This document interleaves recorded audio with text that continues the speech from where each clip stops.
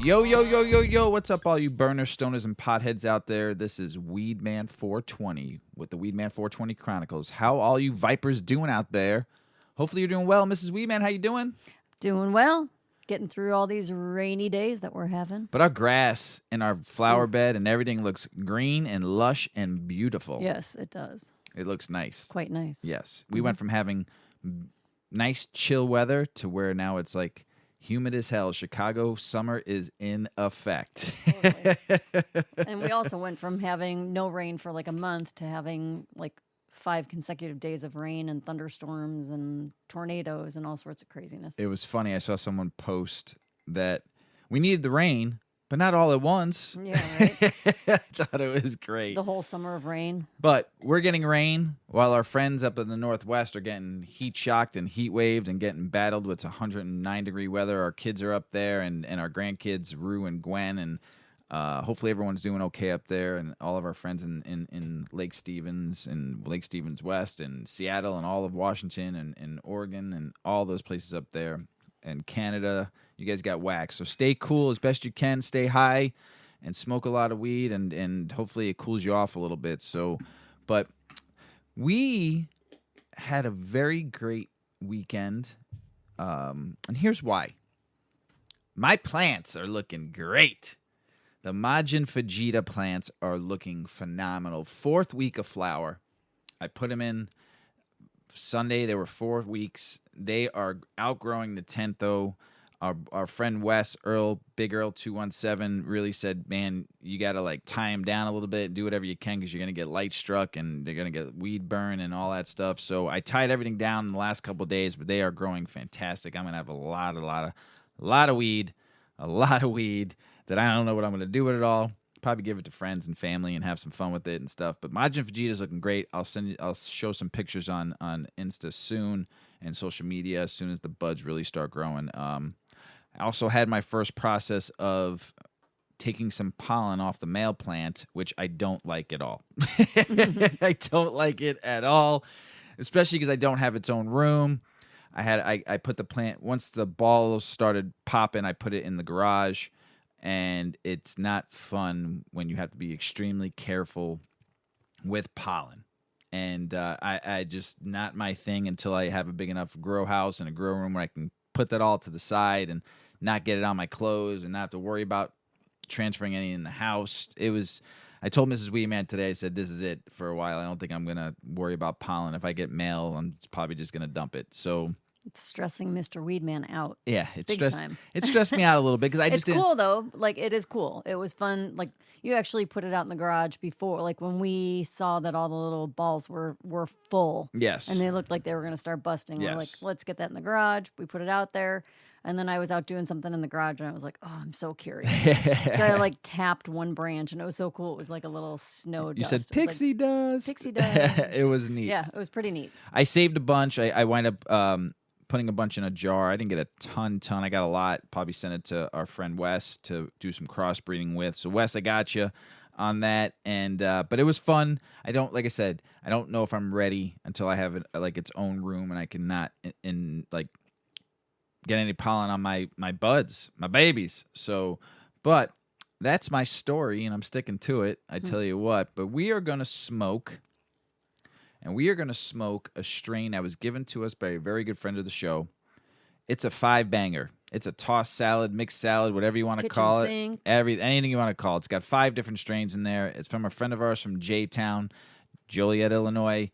Nick, we're calling this the Nick's Mix.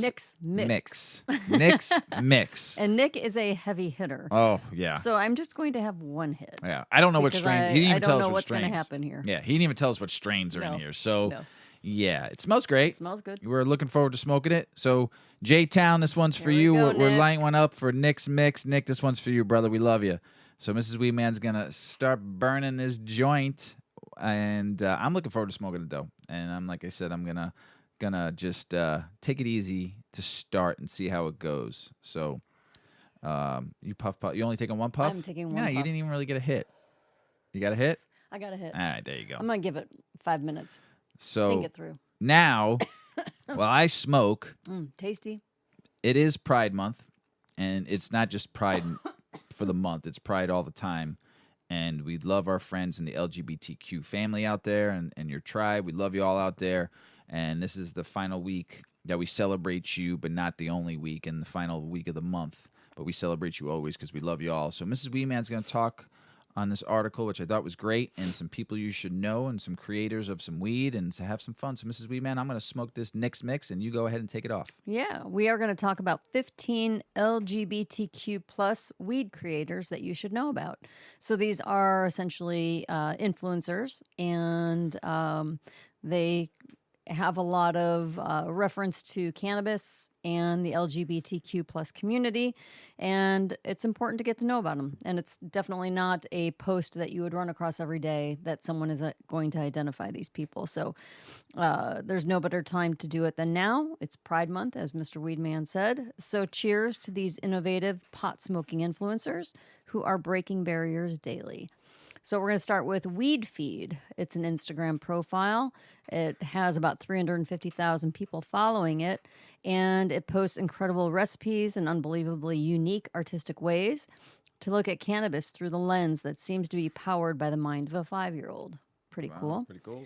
Then there's Alaya I, and that is spelled E-I, and it is a non-binary cannabis advocate that takes incredibly beautiful self-portraits in a way that simply are appealing to the eye.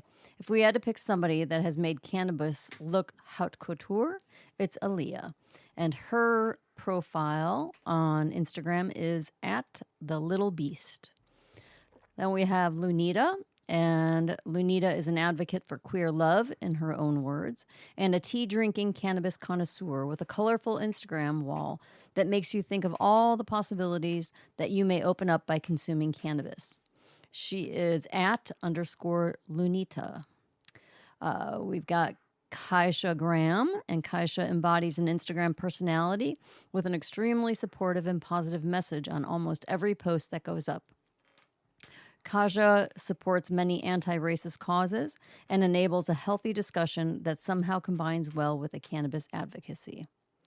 We have Marissa Baca, and Marissa Baca is a Queens, New York City inhabitant that is personally described on the Instagram profile as a queer human.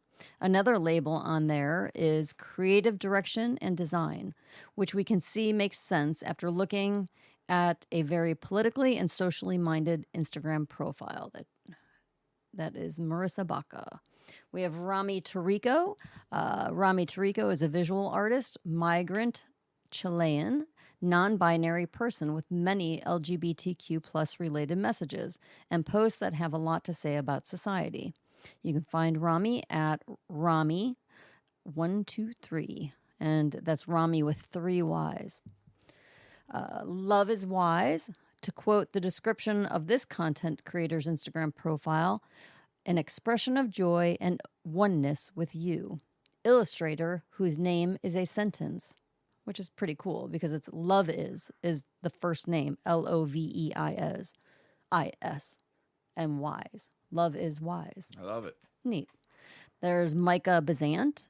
Expect incredibly inspiring art accompanied by messages that are worth having a second thought about. Art with meaning, making liberation look irresistible. That's Micah. We have Jay Jackson, a THV personality, choreographer, and musician with a clear inclination towards cannabis advocacy and beautifully taken pictures. You can find Jay at Lagan Jastranja. Love that name. Mm-hmm. We have Hybrid Drag. Hybrid Drag takes unbelievably cool-looking pictures with clear-cut nudges toward cannabis or LGBTQ advocacy. Expect cool yet very unique art from this content creator at Hybrid Drag. How about Just Human? Just Human is a source for content created to support the bravery of allowing yourself to be vulnerable, and a few other things that Just Human stands for, like being curvy and cannabis friendly. And you'll find Jess at I Am Jess Human. We have Andrea Flowers. Andrea Flowers is a terpene queen and senior sales manager for at Other People's Pot. So that's the Instagram page. Also founder of Terps Not Turfs, a trans-led cannabis-driven initiative dedicated to equity and inclusivity. We'll say equality too. And equality. That's not a bad mistake. No, not at all. A trans cannabis advocate, activist, and artist that you might want to check out. We have Matt Bernstein, whose Instagram profile description is queer Jew fairy in stiletto nails. And for you the men out there that may not know what stiletto nails are, they're fingernails that are super long and pointed, so it almost looks like a high heel shoe. I knew what they were. You did? You know why? Why? Because I saw... there was a post, like a viral post this week of a pair of shoes with toes hanging out of it, right? No. With pointy fingernails. There was. No. It was crazy. There's a rock star, formerly of a hip hop artist, that has his own nail polish now, and then I saw him with his nails on. They were like those long stiletto pointies. Stiletto painted in his nail polish. Cool. So I think it's Machine Gun Kelly. So you were educated I was on stiletto heels twice in 1 week. I was. What? I'm shocked. On a rainy week where you didn't even go anywhere. You have been schooled. Well, Matt Bernstein, who is the queer Jew fairy in stiletto nails, which is a bare minimum description of an Instagram profile you cannot go without checking out. I am curious now. Expect a unique way to get a message across through creative artistry dedicated to LGBTQ activism. Then we have Matu Santa Maria, probably the most unique art you'll find on the list, all pastel-colored art with what seems to be clearly cartoonish influence that makes every piece just as fun as the last. A Spanish-speaking Instagram profile with interesting messages that are worth thinking and reading about. Does Instagram translate? Yeah, I think it has a translate button, right? Yeah. You could always copy and paste and translate, right? Right.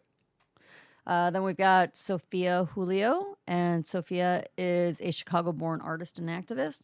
As a member of the Tree Femme Collective and the founder of Propaganda, she fights for inclusivity in the cannabis industry and for the end of the war on drugs. So if you are into social media, Mr. Weedman needs to say something. Sophia, since you're in Chicago or you're Chicago-born, reach out to us. We'd love to have you on. Yeah. Home team. So some of you listeners may not be listening to or watching or paying attention to social media, and this is all just a bunch of information that may not be helpful, but maybe it'll pique your curiosity and get you on there. But these are all Instagram profiles, so influencers on the Instagram platform. But I think that you should at least check a few of them out. Yeah. And support them. Yeah, hell yeah. Why not? Follow them, like their stuff. I'm going to. Experience something different, you know, and learn. Yeah. You know, I think it's awesome. Illinois, their website went down for maintenance. The cannabis website, yeah, like to get the medical program, yes. And since it relaunched on the 22nd of June, they've had nothing but problems. People couldn't get their changes going on to go to a different dispensary. Some cards weren't working, so it was just crazy. I know a lot of dispensaries were trying to help out as much as they could by giving discounts, and it's just been a rough time for med patients. For some people, some states that have medical card legalities, right? You can go to any dispensary. Ohio, baby. Yeah. In Illinois, though, come on, man, you have to pick your medical dispensary, and you can only go to that one, and then you have to go on the website to change. It used to be like a 7-day process. You had to write a letter in. Now it takes wait. Now you go online, and within like 24 hours, maybe even less. It's like an hour. You could potentially, like, if you're driving past a dispensary and you want to go in, you want your medical benefits, boom, you can get it. But it's been down now. It's down. So it's been a lot. I finally yesterday got to log in. I finally got a re-email. I got to finally log into the website. You couldn't even log in for a minute. So it was just like terrible. Just a hot mess. A lot of people in Chicago going crazy about it. A lot of podcasters in Illinois. A lot of writers in Illinois talking about it. It's just been crazy. So I finally got to log in yesterday. But I got an email. I got this email today The state is currently experiencing an unexpected major technical issue which is causing disruption to service for our medical cannabis patients. In order to rectify this issue, all medical dispensaries must, I repeat, must service any medical patient or caregiver that is active in the state's tracking system. BioTrack until further notice. No active registered patient should be turned away due to issues with accessing the patient's profile, and that's underlined. Medical patients may purchase medical cannabis at any medical cannabis dispensary. Medical patient limits will continue to be enforced. Appropriate taxes will be assessed for medical cannabis purchases made by medical patients or caregivers at medical cannabis dispensary. Another thing I learned yesterday, while I went to finally get to log into the website, I didn't try to change my dispensary or anything like that. Now I know I can go anywhere right now. It's fucking awesome. And I know that's supposed to be changing soon here in Illinois, where you'll be able to go to any dispensary, like Ohio, like many other states that allow you. The reason why I know, because I was just in Ohio and I found that out. So go Ohio. Columbus. Our number one listening base right now in the world. Thank you, Columbus, Ohio. So where was I going? Oh, yeah. So lost my track there. Had to give a shout out. So a lot of craziness going on with it. But what I learned yesterday was this. You can now have 3 caregivers you can sign up. So I have Mrs. WeedMan as one of my caregiver. 3 total. 3 total. You're myself as being a med patient and 3 caregivers. Sweet. So you can have 3 of your friends buy you weed now when you're homesick and they can bring it to you. Yay for friends. And now they don't have an excuse to be like, no, dude, it's out of the way. Can you pick it up for me? Because you can now go they anywhere. go to anyone. Any medical. Yes. That cannot Not be any rec. It recreational. could be rec, med, or med. So that is awesome to hear. So sign your friends up on your caregivers. 3 per Could per they grow patient. your plant for you? They could probably, no, it has to be in your house with the card. But they can come and take care of it as a caregiver. Aw, that's sweet. Dovboy's my caregiver too, so he takes care of my plants when I'm away. So, and you take care of my plants when I'm away. I try. And I think T might be my 3rd caregiver. Oh. So, pretty dope that I could have 3 people getting me my medicine. That's awesome. That is cool. Yes. So, I know Illinois patients, please be patient. I know we need our medicine. I know it's been frustrating. There's a lot of people writing about it, a lot of people talking about it, articles in the Tribune, the Sun Times. It's a mess. But doesn't it always happen? If you need a nug, you need an eighth, come see Mr. WeedMan. I'll throw you some cushy rolls or something if you're that fucking... Every medical patient in Illinois is at our door. Well, then, when Majin Fajita's done, I have plenty to give away, so, geez. 1 bud for you. Yeah. 1 bud for you. And I'll give you get a half a bud. And you don't get no popcorn nugs in this motherfucking house. You get the nug. The fat but a bodegity nugs.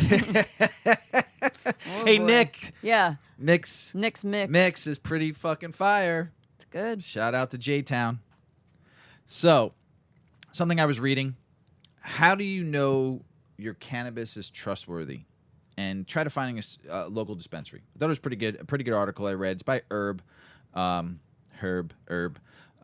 So I'm going to go through this a little bit. You know, I thought it was really good. Because I know when I was younger, I wasn't always able to understand, like, where cannabis, like, where it was coming from. You know, you just bought, like I said, I mean, when I started buying weed, it was barely green and a lot of seeds. That's how old I am, and that's how long I've been buying cannabis. As times passed, you would get hydro. Dro is what we called it, and we called it back, you know, it was called the Crippy. It had some names, and I've talked about this before. So a lot of people don't, you know, a lot of, like, I would just put it this way. My kids, if they ever bought weed from a plug, probably don't remember getting just dirt ditch weed. You know, most of you don't remember that listen, that are younger, don't understand it. So, you know, understand the troubles that we went to get any kind of weed back then. So here are some things to identify, though, okay? You know, when you go into a dispensary, especially, you want to make sure they're clean, they're very well lit, you want to be able to see stuff, you want to be able to have knowledgeable bud tenders, which a lot of them are now, which is great. You you want to make sure they point you in the right direction, and make sure they're, like I talked about my experience in Seattle, you want to have knowledgeable bud tenders. You want to have good staff. You want to make sure product is fresh. Also you want to make sure color is correct when you get and I know it sucks in some states because it's in jars and there's sometimes you can look underneath. You're not really being able to experience when they take it out of the big jars and put it on a platter for you to look at. A lot of us don't experience that. But what we experienced with our plugs, that we got to actually look at the weed before they left to see and smell it and stuff like that out of the bag, or most of the time you got it out of the bag. So, I mean, you want to make sure that the best year you can, that you get green buds. They're healthy. You want to find buds that are darker, so you don't want to make sure you don't see any gray or brown. Mold is a big issue now. It's bad. There's a lot of moldy weed out there, and it's because it's not being cured properly or being rushed or not being held in basically climate-controlled rooms. So you got to be careful with moisture, and perhaps some stuff might be contaminated with foreign substances, Smell. You want to make sure your flower that you buy smells. You want to make sure it has a good... that's where you're smelling the terpenes. And you could smell sometimes what the weeds might taste like through your nose because you smelt it really. And every time I come home with weed, or I bring Mrs. WeedMan down to the tent all the time, I'm going, smell it. It smells so good. You want to have that nice smell. Skunk, dank, loud, whatever the fuck you call it. You want that, And then taste. I am not the best at taste. I have very bad taste buds. I had my whole life. Mrs. WeedMan, on the other hand, kind of gives me some clues of what it should taste like, and it helps me understand. I'm not, like I said, my taste buds suck. I have great smell. I have fucking some of the dopest hearing ever, right, Mrs. WeedMan? I can hear. Yeah, and like a brain that remembers things like a mule. Is it mules that remember a lot? Elephants. I'm pretty high. Actually, here, yeah, elephants. They remember everything. But the best memory of any animal, is the killer whale orca. What? They have the best memory.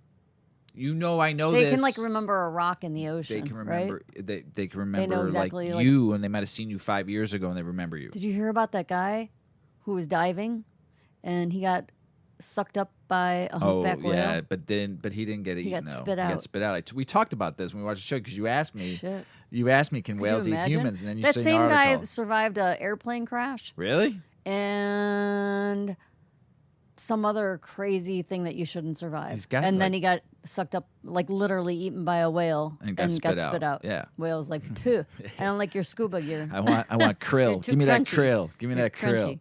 So yes, I'm not the best taster, but Mrs. WeedMan can always pick out certain hints in the strain. She's very good. It's just like wine and beer and food.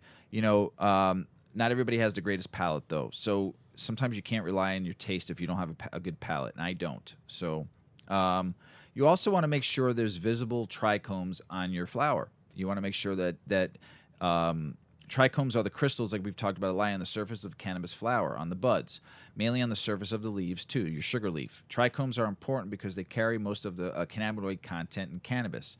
A trichome-heavy flower bud with visible crystals probably means you have a high-quality weed.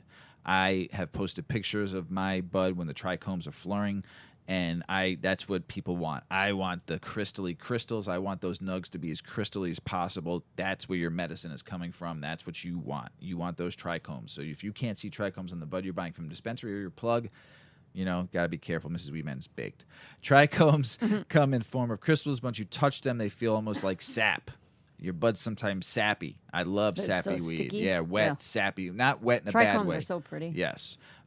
This means trichomes filled flower bud will feel sticky. Stickiness means higher quality, but too much stickiness might mean the flower has not been dried well. So we got to make sure it's properly cured. Evaluating quality through texture requires a bit of experience as well. I'm not very experienced in texture. I like tight, not too tight. I like a little airflow through mine. Some people think I'm crazy. Those really tight buds, when you grind it, turns into powder, especially if it's not dried well. I've gotten a lot of stuff from dispensaries that were over-cured, over-dried, and it turns into dust. You still Mr. smoke it. WeedMan's weed, when he grinds it, it's like puffy, fluffy, and sticky. Oh, so good. It's so cute. Yes. Thank you. But sticky buds mean you're pretty good.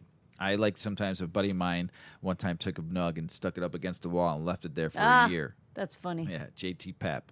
So he so sticky. Yeah, so sticky. Was it just wet? It was sappy. It was sappy. Yeah, it was nice.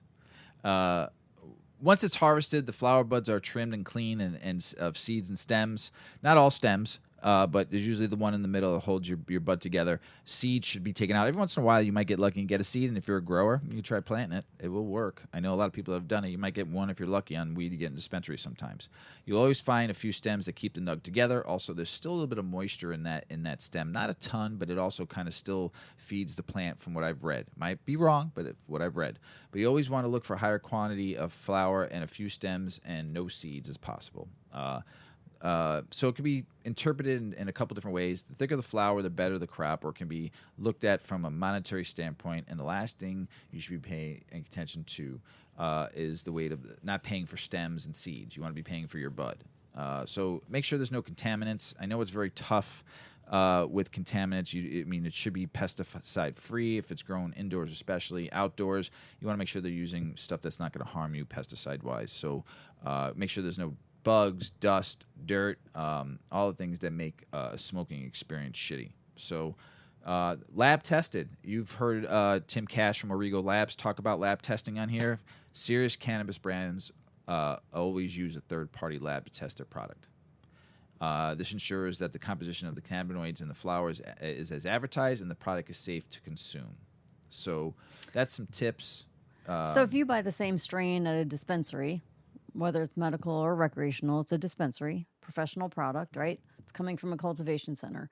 You buy it this month, and then in 3 months, you're like, oh, I want some more of that stuff. You buy it again.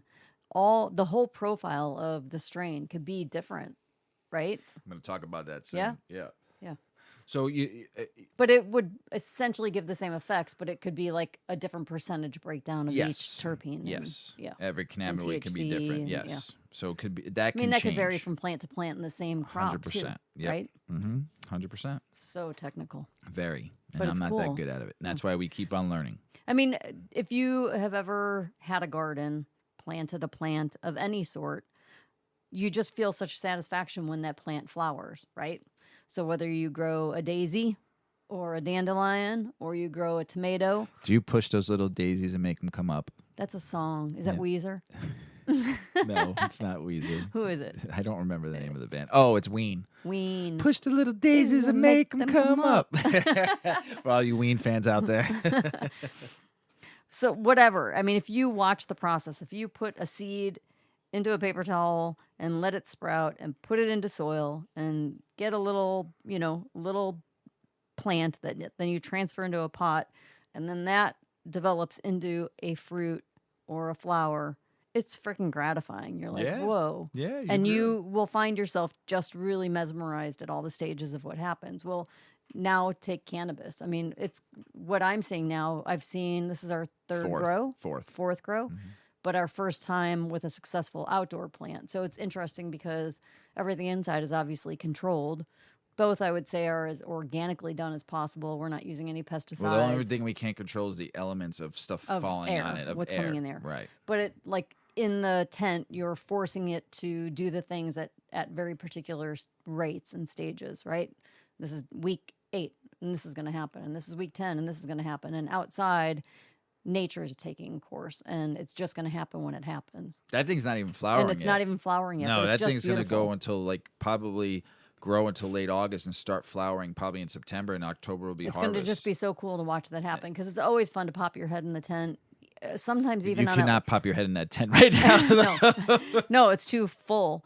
But I mean, even sometimes it's even daily that big changes happen, especially like when you got your sprouts and then you come in like the next morning and the plant is doubled in size. It's insane. And the pistils now are growing pistily right now. And now, like every day, something new is happening. They're looking for that pollen. That's why I was so nervous because the white pistils are just like ready, just all over the place, waiting to get pollinated. I'm like so nervous right now. So, but I harvested the rest of that pollen. I threw the plant out. Good. So I'm done with it. Yeah. So, but yeah, it's amazing when you watch it. So I mean, just it's fun. Yeah, it makes you appreciate it. Yeah, 100% in a different way. A pharmacist defends the use of Delta 8. We've talked about Delta 8 a lot on this show. I have nothing against it. I don't know. I'm learning about it. I don't have anything against it. I think, like we said, we pushed it too fast. We didn't go the proper channels. But this pharmacist and this is by Green Entrepreneur. So I think it's a really good article. So Delta 8 has been getting a bad rap lately, but working as a pharmacist, I've seen patients benefit from its responsible use. And my evidence is not just anecdotal. Some studies have shown that Delta 8's ability to relieve pain and inflammation is more effective than Delta 9. So we've talked about what Delta 8 is. I'll go through it again. Just like Delta 9 THC, Delta 8 is a naturally occurring compound in cannabis and hemp, but is only available in minimal percentages. Molecularly speaking, it is very similar to Delta 9 THC, but there are some inherent differences. To create marketable high-potency Delta 8, manufacturers must use isomerization, extraction. This is a technique that has been used for decades in the medical industry, creating safe chemical compounds and drug solutions with little to no side effects. Delta 8 is no different and can also be made very safe for internal consumption, inhalation. Does it make you high? Most of the controversy lies in the fact that despite being hemp-derived product, Delta 8 is psychoactive. The reality is that Delta 8 produces a much lower level of psychoactivity compared to Delta 9, meaning it will not make as strong or make you as high as fuck. I threw the fuck in there. I have patients who chose not to use THC products for their pain relief because they don't want the feeling of being high, the psychoactiveness. Most users report a clearer head and focus effect when describing Delta 8's psychoactive abilities. And for those who experience anxiety or panic attacks from THC, most say none of those side effects with Delta 8 products. Whoa. Okay, so that's the best explanation that I've had so far of it. And that came from a pharmacist. Right, and now I can learn to appreciate it. Before I was like, why would you smoke something that's But I have another article that formulated might make you change your mind next. When you got like a natural plant, why fuck with it, right? And hemp is a natural plant, and CBD comes from the natural plant of hemp. But to get Delta 8, you have to do a chemical to make it stronger. Function. Right.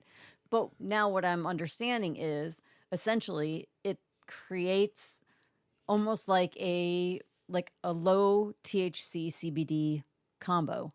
And that's what we look for. Like if you wanted to smoke while you work, you want the medical benefits of cannabis, but you don't want the psychotropic, instances. You're going to go something like a ratio, 1 part THC to 4 parts CBD, 10, right? 20, yeah. Right. Or higher parts CBD and maintaining that 1 or 2 parts THC. So it's almost like Delta 8 is that. Yeah. Right? I mean, we haven't tried it Kind yet, of. so right. I don't know that I want to try it, but I can see why people like it. Right. So irresponsible manufacturers, though, have also contributed to the negative reputation of Delta 8 in their extraction practices. There are potential risks of low-quality isomerization methods, which is inherent risk with any form of extraction. Even ethanol extraction, one of the most popular methods used for cannabis products, can contain dangerous impurities if not processed with high-quality standards and process. There you go. So, so don't get it from the gas station. Right. The snake oil salesman. Little risk of side effects. As a hemp-derived product, Delta 8 is not regulated by the federal government, so it is not required to undergo the rigorous testing that cannabis is subject to. Any responsible manufacturer of hemp CBD or Delta 8 should be independently testing those products for consumer safety. Tim Cash from Marigo Lab said that very rarely happens. So there is indeed a lack of long-term use data, but there should be very little risk of any side effects from my perspective. Medical controlled testing performed with Delta 8 isomer from the mid-70s to the 90s and as recent as 2018 has shown intense promise of medical benefits and safety. I agree that the industry needs to do more testing on these products while still allowing the safe, responsible manufacture of products on the market now. Anyone interested in using Delta 8 as a potential solution should vigorously vet the manufacturer and their production methods, as well as a demand for a full panel test, not just potency, COA. To confirm the product's purity and safety, I encourage my patients to speak to their doctor before trying it, especially if they are on any other forms of medication. Like CBD, Delta 8 could potentially block certain medications.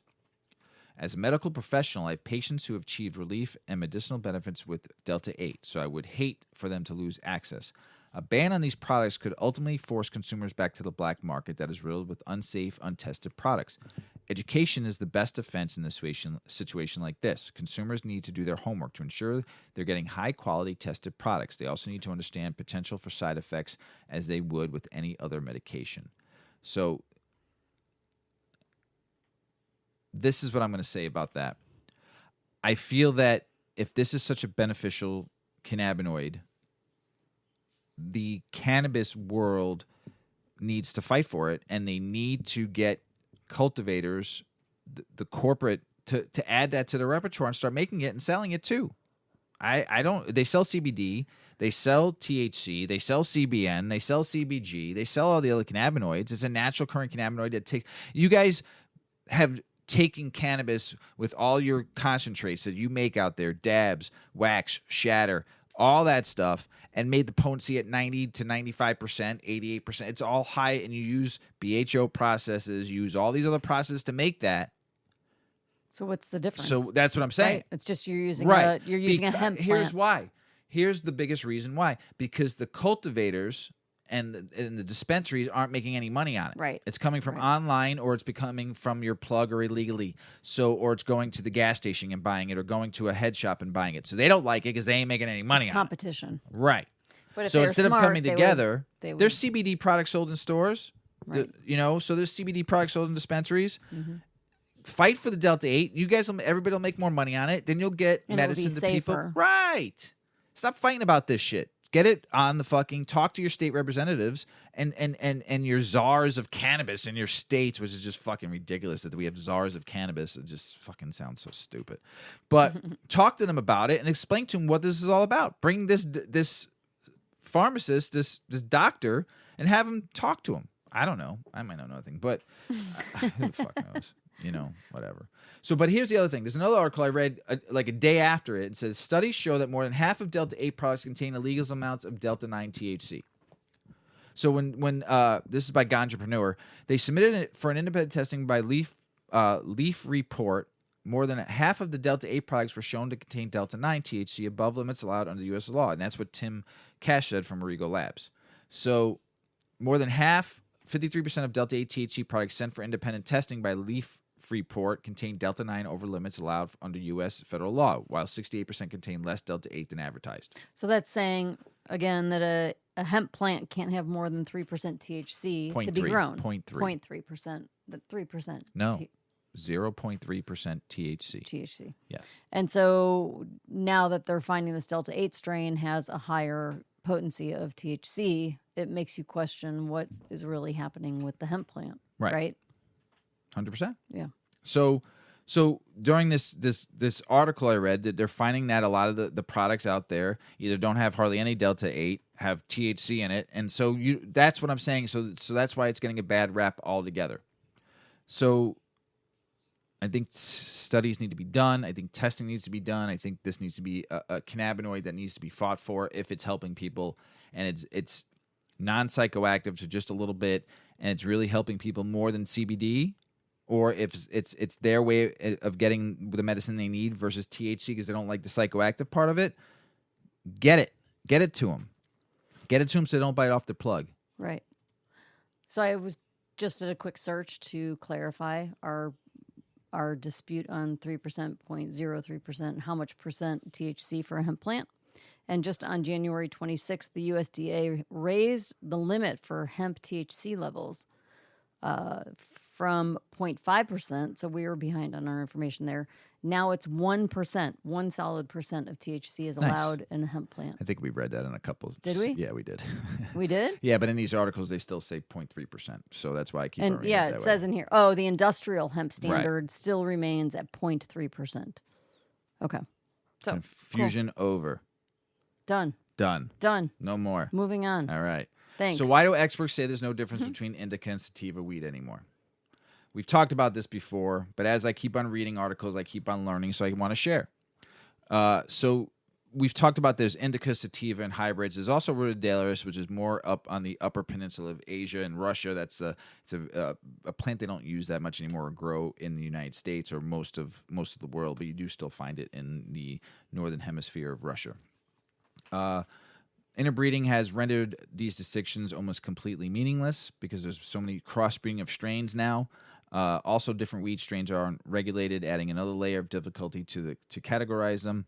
So we've talked about this so many times that it's indica, sativa, and hybrids are the plant. And as we've talked about before, how cannabis started in a lot of states was indica was sleepy sleep. Sativa was Get up and go. get up and go. Hybrids could have been a dominant, could have been a hybrid sativa dominant or a hybrid indica dominant strain like a 70-30. So you might have the mix. So manufacturers, though, indicate that these are what the plant looks like. That's just the style of the plant. Sativa's taller, indica's shorter and bushier.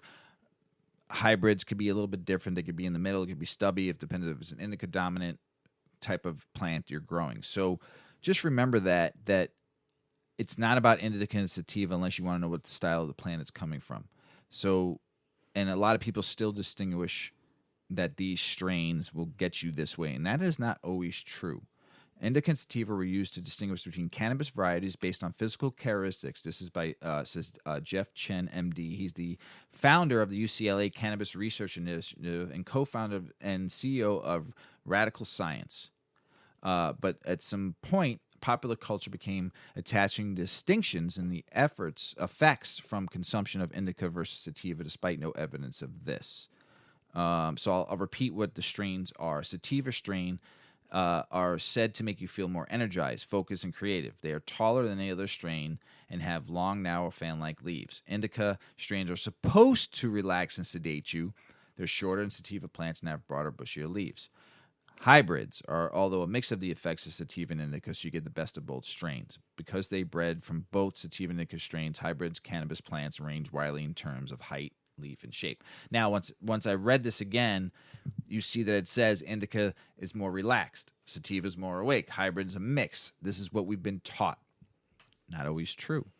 Therefore, when you come across a list of different strains at your local dispensary, it's entirely possible that the Aloha sativa strain will energize you more than the liquid butter indica, or that a weed marketed with a higher percentage of THC will give you a stronger high, but it's not also always guaranteed. A study in 2015 analyzed 494 samples of 35 different strains of cannabis, all labeled as either indica, sativa, or hybrid. The researchers found that the chemical makeup between many indica and sativa strains was not distinct enough to tell the difference of the two. Whoa.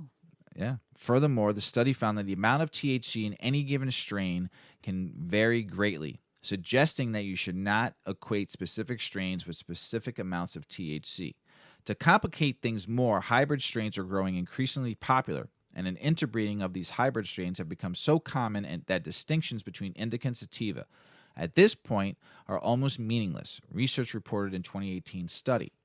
On top of this, the environment where the plant grows, including its nutrients, the lights it receives, and the schedule of lighting, can change the ultimate product. And that was said by Benjamin Chaplin, MD, founder and chief medical officer of CED Clinic. So if you buy the same hybrid strain in California that you bought in Colorado, chances are you won't feel the same, despite it being labeled as the same strain.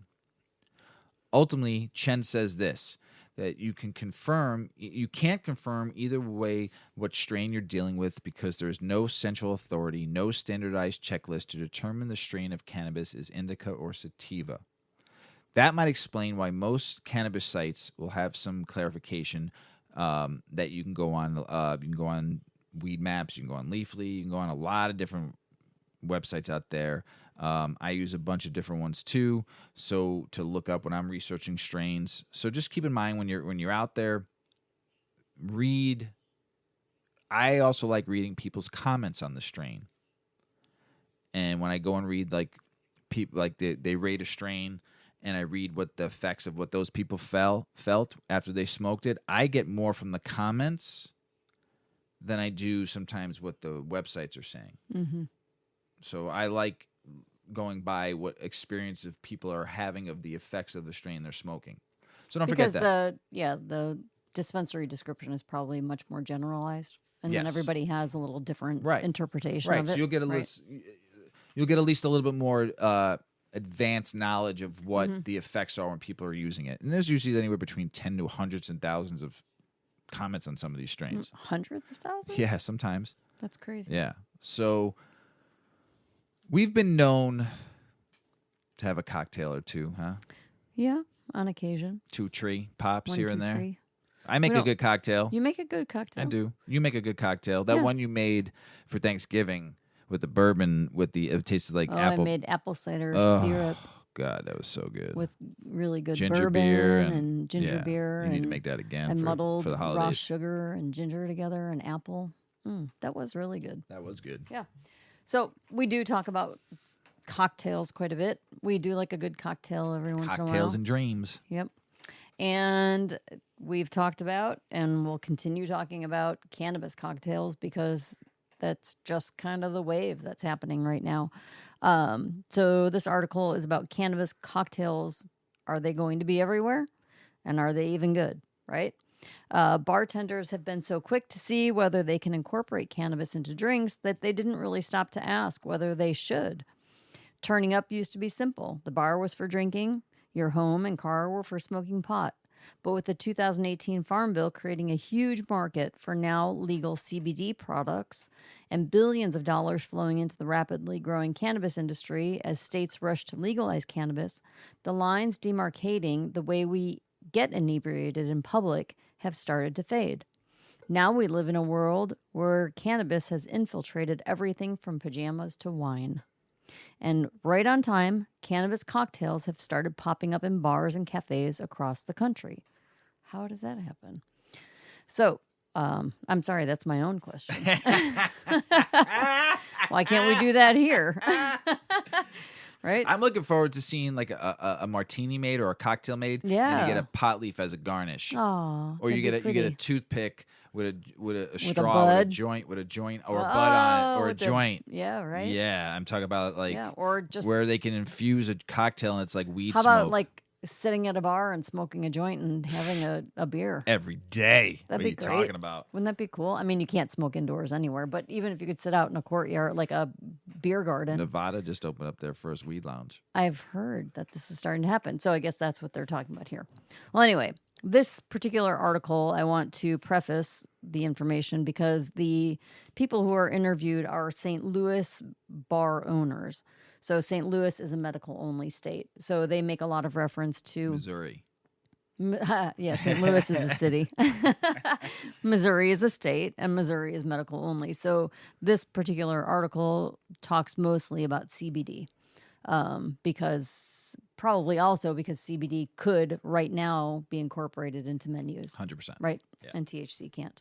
So CBD cocktails are already ambiguous, and drinks containing actual THC, mostly sodas and seltzers at this point, have slowly started appearing as well. Even though in states where cannabis is legal, like Colorado, THC still can't be consumed in public spaces like restaurants, bars, and venues. Adding CBD to a cocktail isn't as simple as putting a few drops of oil into a Negroni and calling it a day.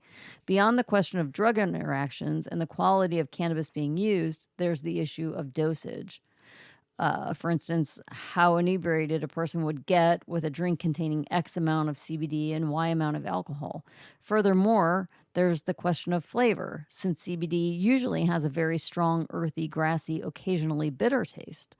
There's also an aesthetic component, since oils, tinctures, and sodas will visually and texturally interact differently with different kinds of spirits, mixtures, and garnishes. It would take a bit of research and development to figure out how to avoid issues like cloudiness and separation.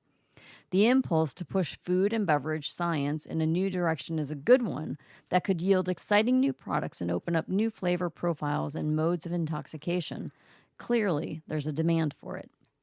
In making a cannabis cocktail, the first issue bartenders have to deal with is sourcing. Not all CBD is created equal. To buy a drink with cannabis in it means that you're trusting the bartender to give you a good, thoughtful drink that will make you feel buzzed, but not too faded.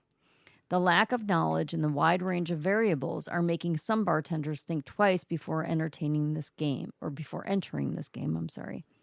I don't know how it interacts with alcohol or what the molecular or pharmacological effects are, said Chris Vole, wine manager and bartender at popular St. Louis restaurant Little Fox.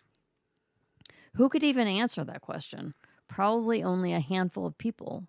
Vol went on to point out that CBD is part of a larger pattern of introducing trendy components to cocktails before we fully understand the science behind them. There are a ton of things that sound cool, like adding tobacco leaf or charcoal to a cocktail, but bartenders don't realize that there are people who can't drink those things. We have to be extremely careful. In his view, cannabis does have merit as a recreational beverage, but it works much better when it's done in sodas, where the strength and concentration are clear. If experimenting, he would explore CBD via non-alcoholic cocktails. Putting an unknown substance into a cocktail is too scary for me to want to fuck with, said Tim Wiggins, co-owner of celebrated St. Louis cocktail hotspots Lazy Tiger, Retreat Gastropub, and Yellow Belly. Did you go to any of those when you were down there? I think we passed Lazy Tiger. Oh, okay. I think that's the place I am thinking of. It was new. But nothing was open yet. No, that's right. Because of COVID. I could be for it as long as it's clear and researched. But I think the best thing for bartenders to know is that putting shit in cocktails that you don't understand is never a good idea. Wiggins recalls the first time he saw a bartender making a CBD drink, a cocktail called Gin and Chronic. I saw it and was like, man, this could probably cause some trouble. He said, people are already difficult enough to deal with at the bar, and this is just another element of having to keep an eye on people. Everybody responds differently to cannabis, and if somebody knows how they usually feel after a couple drinks and a half dropper of their favorite CBD oil, it's virtually impossible to know how they would metabolize the two together at a bar, especially if the CBD is a new brand and the dosage is not precise. But let's say, for the sake of argument, that a bartender doubles down and chooses to become an expert in CBD products and how they interact with alcohol. The challenges then become figuring out how to successfully incorporate it into a cocktail that actually feels like their own idea. Even more importantly, one that tastes good. While many THC and CBD seltzers and sodas have pleasant, fruity flavors that bring out the herbal, floral aspects of the cannabis, introducing spirits into the mix presents an entirely different challenge. Vol can envision cannabis working successfully in something like a highball, but he's reluctant to start experimenting because he's not sure cannabis fits into the historical narrative of alcohol.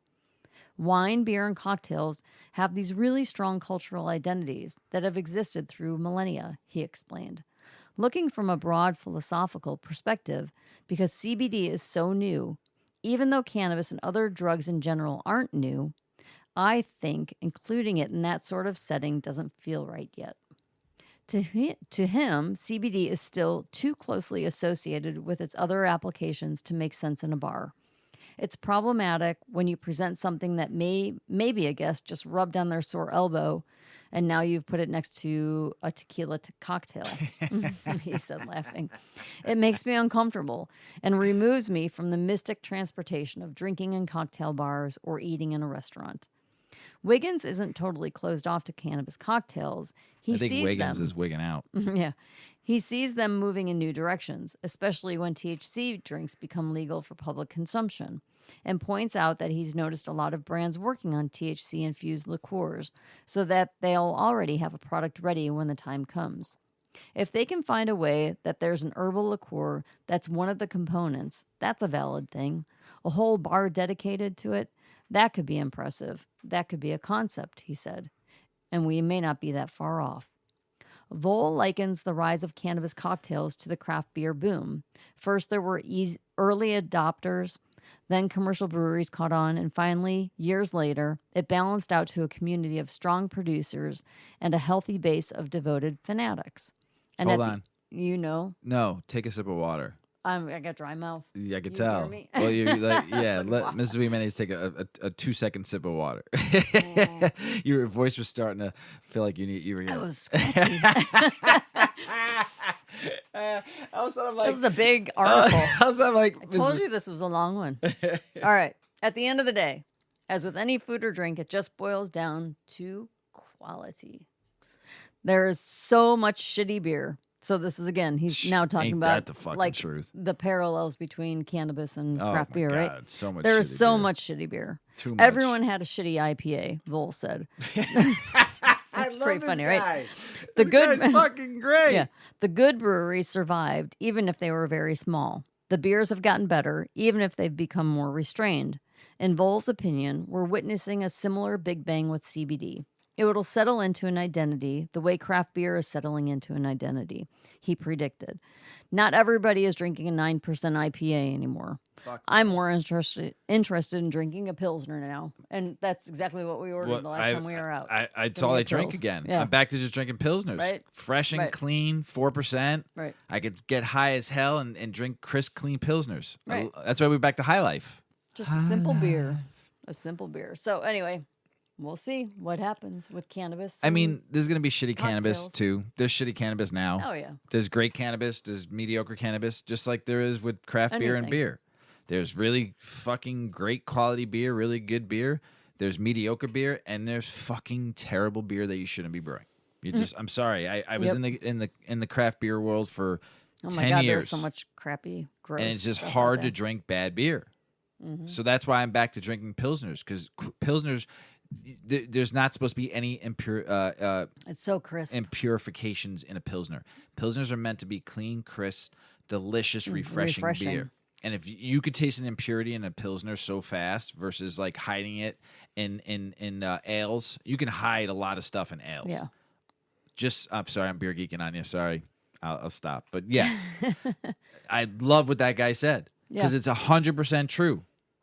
And a good, clean Czech style Pils, a good, clean German lager, just Yummy. Pilsner, it just something that's just about on a hot summer day when that beer gets so ice cold. You could drink that beer at 32 degrees. And I know it's not right. I know you should drink Pilsners a little warmer. Don't kill me, craft beer nerds out there. But I like a fucking ice cold Pilsner. And especially when you're high, it's the only thing that quenches my thirst. It's refreshing. So I don't know.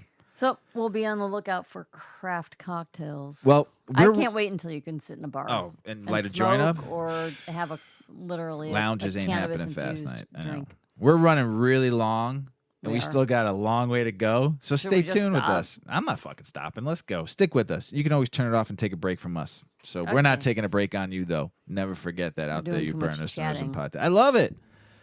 I'm going to read this one, and this is a celeb stoner. Entertainment news with a twist. I respect the hell out of these guys. I read a lot of their articles. And Steve Bloom. And we were just talking about this, and it was Take Two. His title is Take Two, Don't Pass, Sharing in a Post-COVID World. And we were just talking about with a friend of ours of the show wrote us an email about puff, puff, pass. You can't do that no more. And I said, yes, I can. I could puff, puff, pass to Mrs. Weedman all day long and all night long. With your with like your spouse or your roommate or your close friends. Listen, that, if you're you guys French are kissing together, a boy out there, you can and puff, you're puff, French pass kissing a with them. girl, you could puff, puff, pass with that person because you just did it. Right. So don't forget that you can that. If you do the dirty, then you can and freaking so puff. I'm going to read pass, this article because right? it's yes. If you if you knock them boots, you can do the dirty and you can smoke some joints together. So, but this was such a good article. Mrs. Weedman and I were just talking about this, and it's just and like I said from the email we got, but this is take two and pass. So the blunt will last, and this is by the words of the guru, Gangstar's lyrics. I like Gangstar. Fucking dude's dope. Peened in the 1994, that was a different time, many years before the world be afflicted with the coronavirus and started to mask up. Last March 5th, we advised, due to the new health per diem, we recommended no sharing of joints, pipes, bongs, and vape devices. Now that 45% of Americans are fully vaccinated, is it okay to resume traditional passing and sharing of cannabis?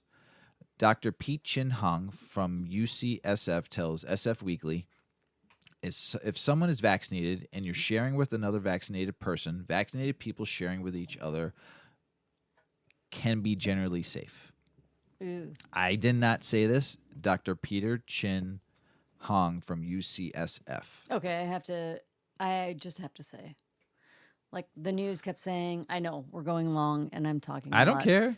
Nick, your mix makes me chatty.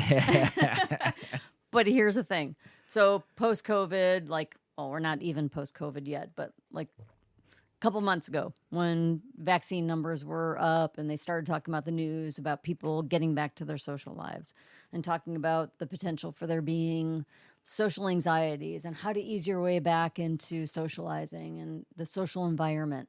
I'll tell you what, I've been out in some social environments and it's like there's no such thing as COVID. Like I've been in big environments like recently. What the fuck?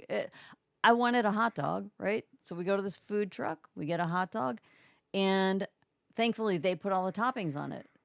But next to the window where you got your food was a table with open silverware, like plastic silverware that was not wrapped anymore, right? Remember during COVID, everything was wrapped, so nobody was touching and germing shit up. Right. And so all of the utensils were out there. Everyone's touching all of them. Blech. And then ketchup and mustard jars that everybody is touching at Instead like of packets that at this we were open giving. space where there's like no restrooms, right? Like the restrooms are few and far between, and there's nowhere to wash your hands. So everybody's grossness is on those freaking jars. Ugh. I'm like, and then you look around and nobody is like social distancing. Everyone's in your freaking space. Here's the thing about we didn't that. learn anything. Well, here's the thing about that. I'm not even so worried about getting COVID. No, I just like my space. I don't want the flu. Get away from I me. didn't get the flu this year. Yeah. I didn't get a cold this year in 2020. Yeah. I'm not all about all the waste. Like we had a shit ton of extra I waste get, yes, and plastic 100%, and crap for the But environment. they're still giving you plastic anyway, utensils. It So just grossed me out. keep them in the packs. I think- I love that I didn't get sick this year. So, but here's what more. Yeah, but germs are good. Yes, but they are. But eat some dirt. Doesn't mean you have to get sick and get Can the I go flu. eat the dirt from your plant? Might be able to. Trick question. You might be able I to. wanted to see if you'd be like, But no, you might break your teeth My on the I'm not vitamins eating that are in there. I'm not eating the dirt from your plant. I'm not eating any dirt. All right. Okay. Chin Hung UCSF colleague Dr. George Rutherford agrees. If people are fully vaccinated and they're really really vaccinated, What does that mean? like you get both doses, I don't see there's any much difference than kissing. What? If you share a joint, and you're making out with somebody. Yeah. Doesn't If you're really, really vaccinated. right. If you're double dosed, if you get the two Right. doses. There's a resident Canada medicine expert, Dr. Mary Clifton, tells Celeb Stoner, fully vaccinated people can resume sharing, but should be aware that even the ordinary flu has a 10% rate of cardiac complications, and multiple other respiratory viruses have potential neurologic complications. So it's still wise to protect yourself, especially during cold and flu season. Clifton adds, I'll be wearing a mask during cold and flu season for the rest of my life. I said the same thing You to you the did. other day. You did. I said, during flu and cold season, I'm wearing a fucking mask. I kind of wanted to put a mask on the other day. I agree It with was an Dr. outdoor event. That was helpful. I agree with Dr. Clifton. Masks prevent all kinds of airborne infections from spreading, like simple colds and sore throats, which I've contracted from sharing on multiple occasions pre-COVID. Americans should adopt the European and Jamaican custom of rolling joints for oneself and generally not sharing. It's just not necessary. Sharing, a countercultural tradition dating back to the 60s, then cannabis was often not plentiful, so sharing was necessary. Legalization has resulted in increased availability. Why share when there's so much to go around? Yes, share cannabis, but not from hand to hand, from mouth to mouth. Here's a great bud, but put it in a pipe and try it, or roll it in up. Just don't pass. I will always pass to you, but here's the thing. We went to a barbecue on Saturday, and I rolled 10 joints, and everybody got a joint, their own joint, right? That's what I Yes. did. Yep. And everybody got a joint. I know one person got two, wanted to take home to her husband because he got a bad back, so I did that also. So I rolled a joint for everybody. They could share with their spouse, or if you wanted to share, that was up to you. The only person I was sharing my joint with was me, myself, and I, and Mrs. Weedman. That's it. I don't want to get sick. I'm not sharing bottles of bourbon, passing around bottles of bourbon anymore and drinking out of the bottle with people. I felt healthy all year, and I'm sorry, Celeb Stoner, dude, this was a great article, man, and I'm plugging the hell out of you. So just, dude, I mean, great article, because Mr. and Mrs. Weedman were talking about this for like the last 2 weeks. So spot on, my brother. Michigan cannabis sales dipped 3% in May as prices plunged. There's a lot of shit going on, man. That fucking state is just fucking crazy right now, man, what they're trying to do. Stop the caregivers. Just, I don't know. I'm not going to go on and on about it, but their sales plunge a little bit. VA continues to oppose cannabis research bill for military veterans under Biden. That's fucked up. Has cannabis legalization, has it won? I'm not going to read this, but all I'm going to tell you is this, that Connecticut to New Mexico to all the new states, New Jersey, New York, Virginia, legalizing cannabis. We have 18 states that are cannabis legal. Washington, D.C. is legal. You just can't sell it there, which is weird. And Biden's still stopping that, too, to make it fully legal in Washington, D.C. I just don't understand. Mexico is just this close again. I'll talk about that on another episode. I know the House and the Senate want it passed. Is it possible? I'm going to read something on another episode by Clarence Thomas, the SCOTUS. So he talked about it today that cannabis shouldn't be, the federal laws for cannabis should be null and void after everything you see, what's going on. So is it possible? Is it happening? Yes. For me, not fast enough. It should just go somewhat more and more, at least decriminalize it on federal level.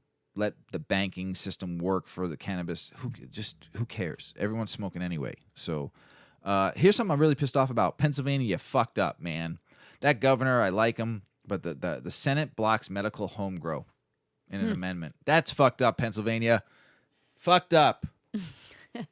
Let people grow their own weed. You make tax dollars off that from people purchasing at dispensaries. Let people grow their own fucking weed. Thank you, Nick. Whoa. I'm pissed off when I see shit know, like that. you hate That that. fucking pisses me off. Right? Excuse my French, ladies and gentlemen. 9 in 10 Texas voters support legalizing cannabis in some form. Polls find. Federal officials meet with the state cannabis regulators to discuss legalization impacts. They're going to different states to learn more. So, what other states are doing. That's kind of cool. I mean, hopefully that might help with federal legalization. FDA head refuses to say whether cannabis is more dangerous than tobacco. Of course tobacco's more dangerous. Are you kidding me? Cannabis hasn't killed anybody. Cigarettes, I'm not even going to look it up. Millions of people die from cigarettes. It's proven. It says it on the fucking package. Of course. They won't say it, though. FDA's not going to say it because they get lobbyists that pay for them. Okay, enough of that. I can go on a tangent on that, and I won't. House advances cannabis projection for banking, NDC. That was from a newsletter on June 25th. I don't know, man. We'll see. Just need to get banks to help out. It's crazy. Oregon Senate approved sales tax hike on cannabis consumers. That's fucked up, Oregon. Man, one of the first states to legalize it. Wreck, and man. Here's a cool thing. University of Illinois Springfield launches cannabis education certificate program. I think that's at a 4-year university. I think that's great. Whoa. That's a first. Yeah, each certificate program includes 3 8-week courses covering the businesses of cannabis, agriculture, and horticulture. It's the first in Illinois. It's a certificate. It's not a major. It's not a major. Law and policy and healthcare and medicine. The program costs $2,500 per certificate, but the university is offering $300 discount for students who enroll in the August term. I think it's great, but they're not the first program to do it in Illinois. They're not the first program to do it in the country. I thought you were saying major, and that would have been a first. Right. So here's the thing. I've taken courses at Moraine Valley Community College. They offer the cannabis retail specialist course. I took 3 classes there. I've been interviewed twice now from a woman from the school. And I want to say this. This is great, the University of Illinois Springfield. But don't forget, in the state legislature for cannabis laws, 8 junior colleges were awarded to be able to do a cannabis retail specialist program that is also backed by the cultivators. They actually give scholarships. I was offered one. I refused it because I have a job. I said, give it to somebody who needs it, that wants to take the retail specialist course. I already, I didn't need it. So I think the junior colleges are doing a phenomenal job. Moraine Valley Community College, even if you go there and just take the Intro to Cannabis 101, if you just do that. You have to be a Cook County resident. Yeah, you don't have to. You get paid. You have to pay more. You could pay out of resident fees. So I think it was like $150 for that one course. If you want to learn, they do a great job there. Janine Christensen, phenomenal. She heads the program there. I'm giving them props. It's the first time I've talked about it because I wanted to take all 3 courses. I got 103% on my last class, and it was cannabis rules and regulations of Illinois, federally in Illinois. And I want to say Professor O'Connor was phenomenal. So and the pharmacology course was phenomenal. All 3 courses were great. If you just want to take one, though, I suggest you take the Cannabis 101 course just to learn the history, the plant, everything about it. It's great. I highly, highly, highly recommend it. That's all I got to say about that. So good for University of Illinois Springfield, but support the local junior colleges too. $150 was not that bad for the one course. I took all 3. I learned a lot. It's helped me a lot. A lot of the cultivators back it too. Don't forget that. So they do job fairs there and stuff like that. So if you're looking to get in the cannabis industry, they do a lot at the colleges. So check it out if you're interested. Props to you, Moraine Valley Community College. So, one last thing I want to say about that, though. I was thinking about this last night before I fell asleep. And I think this is why I stayed up so late last night. I was thinking about the show. I think that the courses should be free. And here's my reasoning. Yeah. With the tax dollars that Illinois is making on cannabis, I think it should be free. Just as job training. Just as job training. It could be like a tech school. And I didn't say that in my interview because I don't know if that was what they were looking for.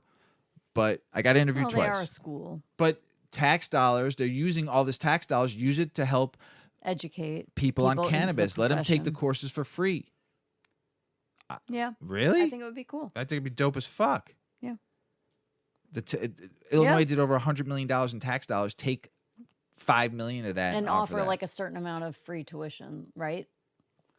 Just like offer the whole 200 people that offer the whole program for free. Just do it for free. For free. The 8 junior colleges that got the rights to teach these courses, the retails, offer for free. Because then all the bud tenders that are already working as bud tenders can go to that course and take it for free, and they'll be well trained and better trained to help patients get their medicine. So it would be like a grant funded program. Just fucking offered for free. Yeah. Do you want another hit? No, I took 4. I'm good. What? I took 4. I'm taking another hit because it's another one, been a 'cause while. We're talking a lot. It's actually tonight. your turn. Hang on, put that out. I will. I'll take another hit then. So, women, we know women love cannabis. Yeah. We know that we know you love cannabis, I Mrs. do. WeedMan. I do. And Gen Zers, I guess as they call them. Yep. I just think humans in general, first-time cannabis users are surging, but they're finding women and Gen Z.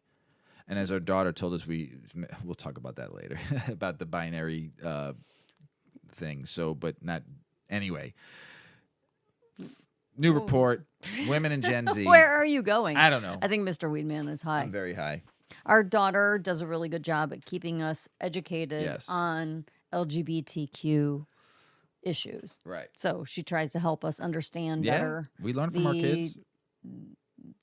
I don't even know the right term, like the way the nouns, the pronouns that you would describe yourself with. I actually saved the picture of what she sent us. She sent us like 10 things about it.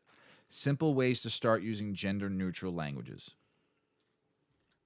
And it's hard, it's a lesson because if you don't have... I learned today. Yeah. I saved the picture of all the gender neutral language so I can remember this now. And learn. We have gay people in our life, but we don't have anyone that's transgendered that we know specifically. And so we're not necessarily like super tuned in on the verbiage and what we should and shouldn't say. So she helps us with that, and I appreciate it.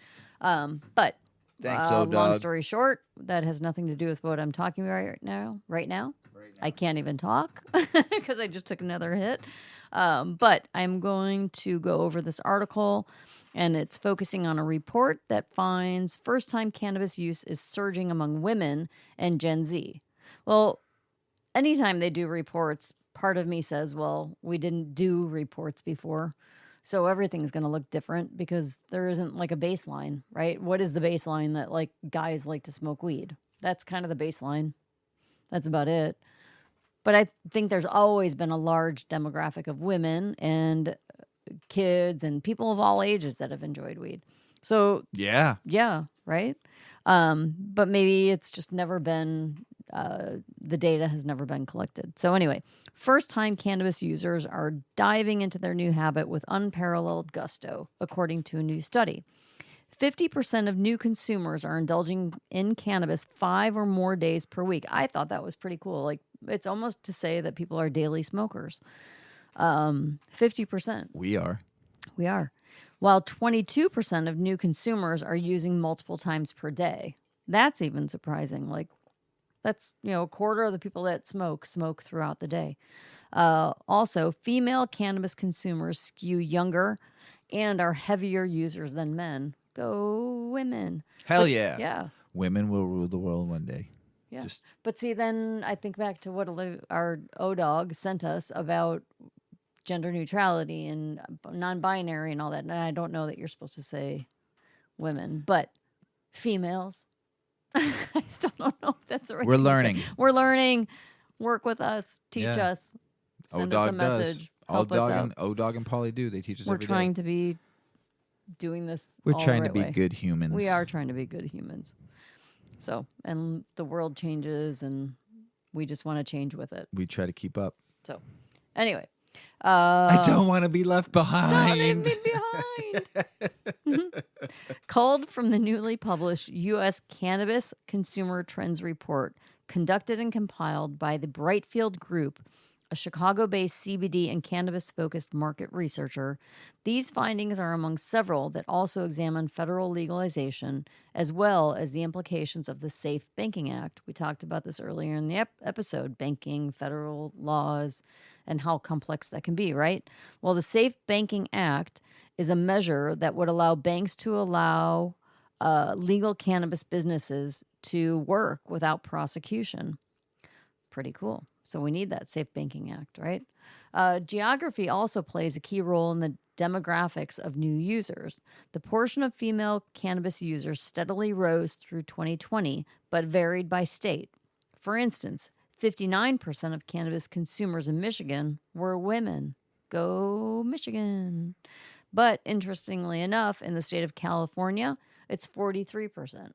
So maybe because California is larger and it is more established with cannabis. Who knows, right? Maybe things balance out over time. Jamie Shaw, Senior Insight Manager at Brightfield Group, said the expanded gender-balanced demographics of cannabis usage is showing normalization, increase in popularity, and increase in diversity.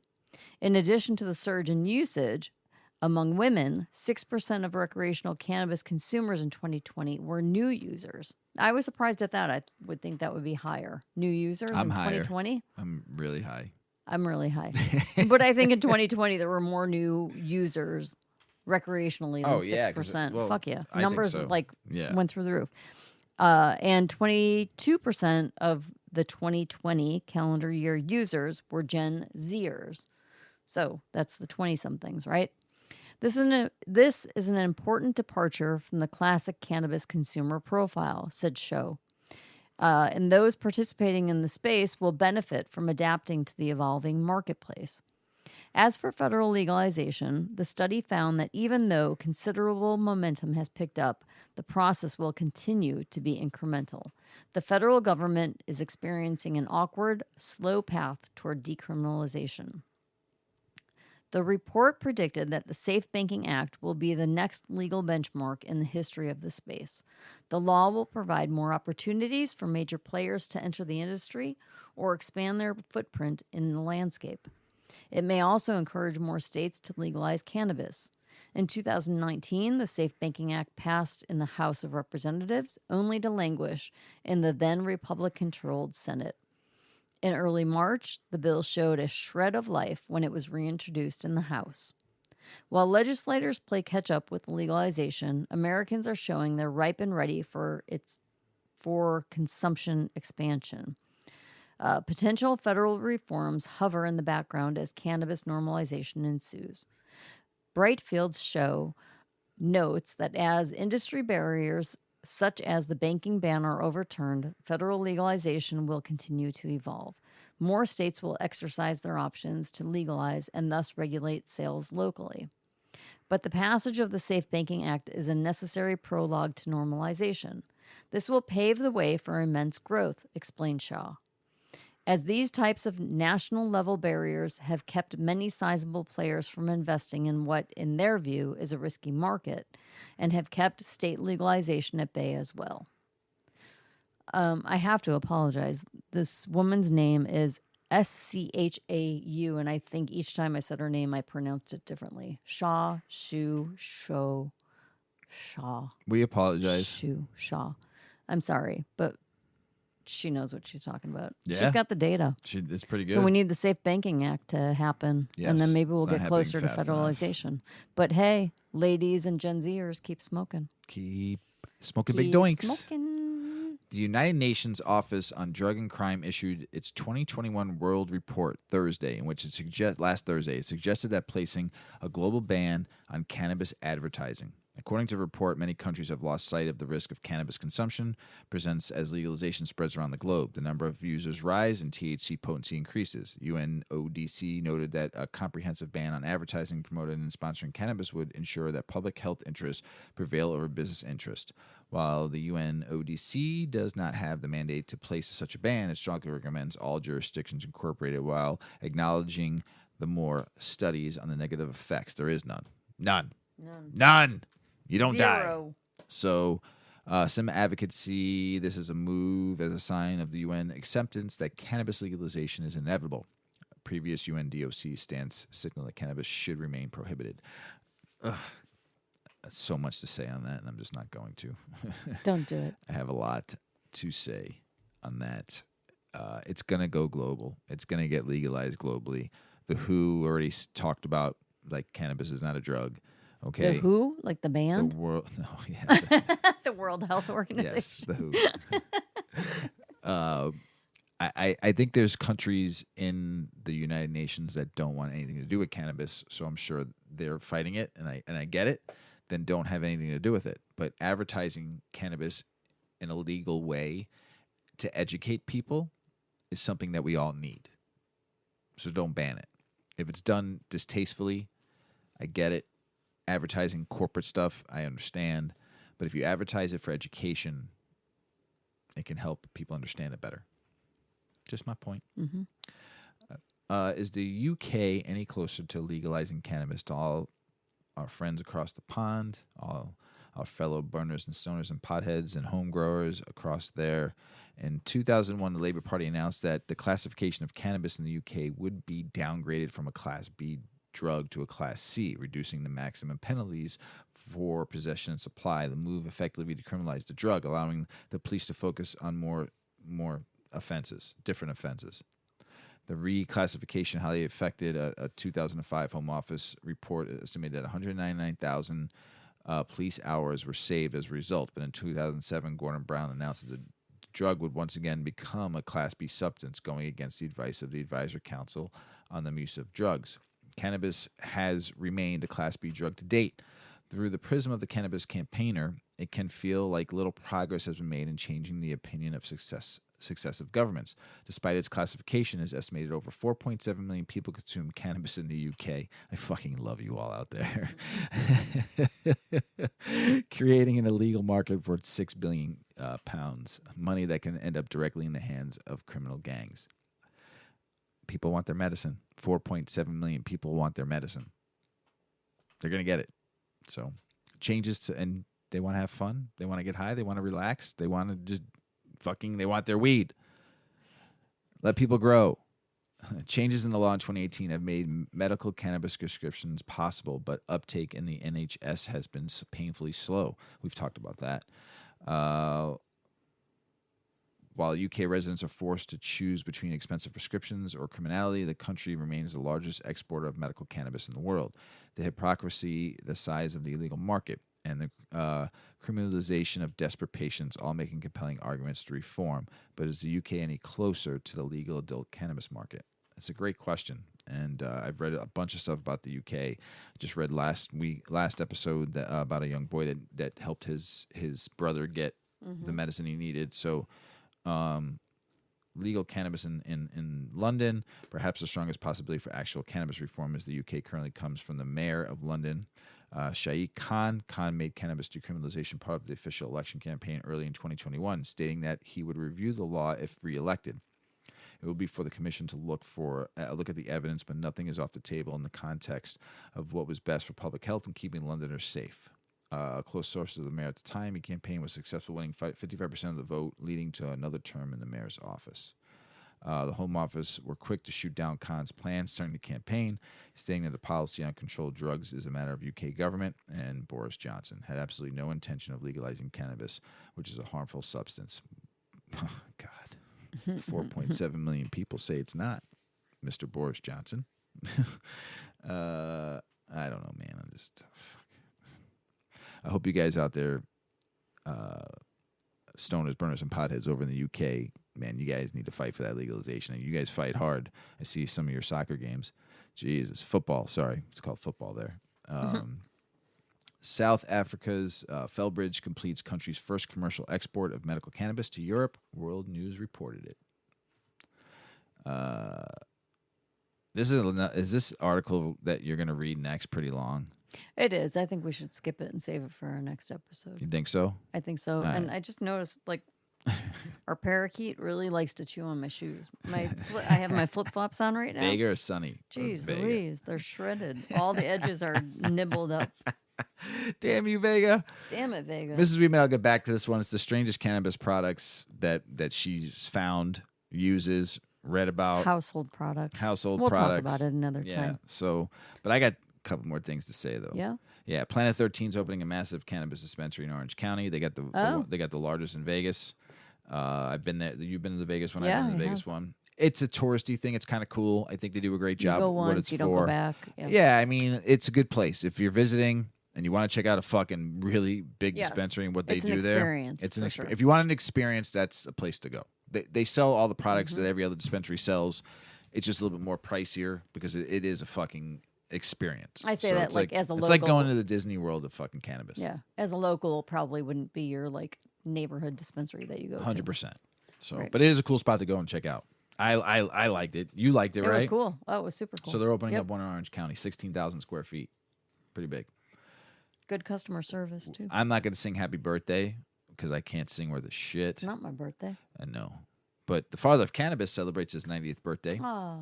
Dr. Michellam, Hey. the discoverer of THC. I want to talk to him someday. I would love to talk to him. Did he write a book? He's got a video. You can watch it on YouTube. His whole life story. No, I wonder like if he like secretly wrote a book I'm on sure his studies. I'm sure he has lab notes up or he the probably ass. published it. And he's probably got a book. I just never looked it up. I'm sure he does. We got to look. Here's the craziest thing. What? And we're gonna end with this. Conan O'Brien smoked cannabis on his late night talk show on air, on TV, national with television. the one and only Seth Rogen. He did? The two of them? Seth Rogen took the joint out Love it. Yeah? and lit it, and they smoked it. That was his last and final guest? That was like midweek, I think. Okay. Pretty fun. He coaxed him into it, is what they said. Coaxed. Yeah, he's been straight and narrow when it comes to weed. So I guess he's not like a stoner burner pothead. I'm sure he's tried it, but oh, I love it. But he got him to get smoky. I mean, and then was there still airtime? So basically, baked? Rogan said this is going to be a weird show, and I think you should take one hit of that weed, and I think you'll have a really good time. Oh my gosh! And then he passed in the lighter, and O'Brien joked, and this kind of thing. What he did was O'Brien took a hit, and after the long pause, passed the joint back to Rogan, who puffed, and then passed it to his sidekick Andy Richter, and the audience went fucking ballistic. Yeah, I bet. We got to look up that video. And Rogan was fucking ecstatic. Loving it. I mean, it was what a way to end. What a way to go out. Yeah. Smoking it. Public. National television. I heard they kind of cut it as soon as he did it. Shit. They went to commercial or some shit or cut it out or some shit like that. Who knows? So you got to watch for the. You're going out. If I'm going out like that, I'm going out like that. I represented for how many years? I'm going to do it my way. Right. And he went out and said, fuck it. What are they going to do? To fire him? Right. He's done. He's retiring. He's made fucking millions. Go off in the sunset and smoke big joints with fucking Seth Rogen. Right. He's growing his own fucking cannabis. Smoke his shit. Go He fucking makes have fun. pottery. Yeah, man. He tells jokes. Fuck. So, He I mean, smokes weed. just crazy. Just fucking so awesome. There was a basketball player that got arrested in Dallas. I forgot his name. I'm looking it up right now. So this is crazy. They got arrested. I think it was for a fucking like a grinder filled with weed. Come on. Yeah. So like a joint worth of weed. Maybe, Yeah, on a good day. crazy. He got Who busted did? for that. I'm trying to remember his name. I'm pretty baked. Lakers Alex Caruso busted for a grinder of weed in Texas. Wow. That's just nuts. Texas. How do you get busted for that? I mean, for a grinder. How do you do that, Texas? I mean, just fucking stupid. So stupid. I don't know. I'm baked. I'm having a great show. We went a little long. Hopefully you stick with us. Mrs. WeedMan, Yep. you fucking got anything else to say? Nothing. Perfect. Nothing. I want to give one more shout out Yeah. to J-Town, Joliet, J-Town. Illinois. Joliet, Illinois. The Nick's Mix. Nick's Mix. The 5-banger that he put in there. Yeah. The 5-finger special. The roly-poly Yep. special he gave Yep. us. Yep. Pretty good fucking. I wish I shit. knew all 5 Good shit, strains because Nick. I would like it because it made me very creative and want to talk. Mm-hmm. Clearly, Like chatty. too. Chatty Patty. Very chatty. Fucking A. Jesus. Love it. Every second of this. Hey, all. We love you all. Happy Pride Month, but we'll keep it going as always. We love our fellow humans out there, all you stoner burners and potheads, all you vipers out there. We love you. Have a great, great 4th of July. If you celebrate it, if you don't, around the world, just celebrate anyway. Just celebrate Just the celebrate day. life. like it Celebrate, was a good day. Celebrate by fucking big clouds of smoke, big fat doinks.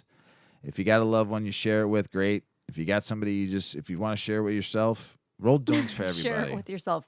Puff pass there it you to go. yourself. Just do what you got to do.